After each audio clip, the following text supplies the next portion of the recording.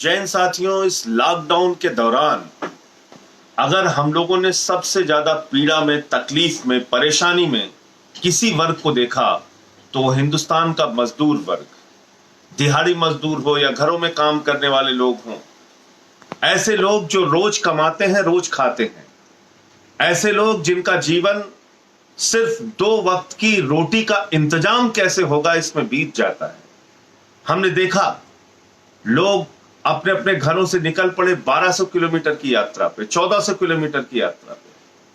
कई लोगों की रास्ते में जान चली गई, घर नहीं पहुंच पाए। ऐसे तकलीफ के, ऐसे दुख के मंजर हमने देखे। छोटे छोटे बच्चों को लोग लेकर निकल पड़े, लेकिन उनके साथ सरकारों का जो रवैया देखने को मिला वो बहुत तकलीफ देह है। हमने देखा जानवरों की तरह उनको बिठाल कर उनके ऊपर उनको सैनिटाइज करने का काम किया जा रहा है। दवा का छिड़काव हो रहा है जैसे वो कोई अछूत हो और आपके जिले में आ गए हों। और अभी जो कर्नाटक सरकार ने फैसला लिया, ऐसा लगता है कि भारतीय जनता पार्टी प्रवासी मजदूरों को, बिहार के, यूपी के, अन्य प्रांतों के मजदूरों को गुलाम बनाकर रखना चाहती है। जो मीटिंग कर रहे हैं कर्नाटक के मुख्यमंत्री येदियुरप्पा जी, उसमें मजदूरों का कोई प्रतिनिधि नहीं शामिल हो रहा है, उनकी कोई राय शामिल नहीं की जा रही है, उनसे नहीं पूछा जा रहा है आप रुकना चाहते हैं, नहीं रुकना चाहते हैं। बिल्डर्स के साथ मीटिंग। इस देश में बंधुआ मजदूरी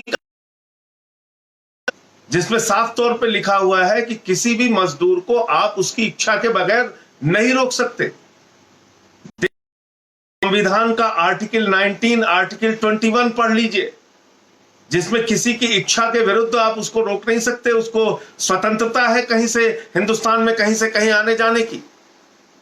और आपने एक तुगलकी फरमान जारी कर दिया कि साहब जो कर्नाटक के अंदर यूपी, बिहार, अन्य प्रांतों के प्रवासी मजदूर हैं उनको हम जाने नहीं देंगे। उस प्रांत के लोगों को जहां से सबसे ज्यादा समर्थन आप लेके आते हैं, और कोई भी भाजपा का नेता आज नहीं बोल रहा है, एक भी भारतीय जनता पार्टी के नेता के मुंह से आवाज नहीं निकल रही है। अरे भाई, यूपी के, बिहार के, झारखंड के, अन्य राज्यों के जो मजदूर कर्नाटक में काम कर रहे हैं वो आपके गुलाम हैं क्या? आपने खरीद रखा है क्या? इस बेचैनी में, इस परेशानी में जाना चाहते हैं अपने परिवार से, अपने परिवार के से, फिर जब उनकी स्थिति सामान्य हो जाएगी वो वापस आ जाएंगे। आप कौन होते हैं उनको? और इस प्रकार के एक तुगलकी आदेश पर पूरी की पूरी भाजपा मौन है।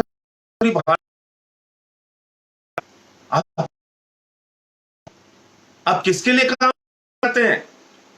आपने विदेशों में फंसे हुए लोगों को हिंदुस्तान बुलवाया, अच्छी बात है, सबने आपकी सराहना की। कोई भी व्यक्ति बाहर अगर फंसा है हिंदुस्तानी, उसको आना चाहिए। काम आपने किया, बहुत। आपने कोटा में फंसे हुए छात्रों भेजा, अच्छी बात है।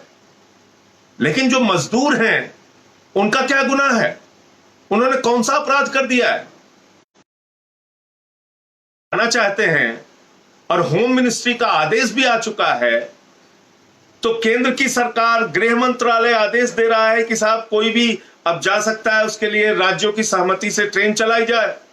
और कर्नाटक की सरकार कह रही है नहीं साहब, हम तो गुलाम बना के रखेंगे, हम जाने ही नहीं देंगे।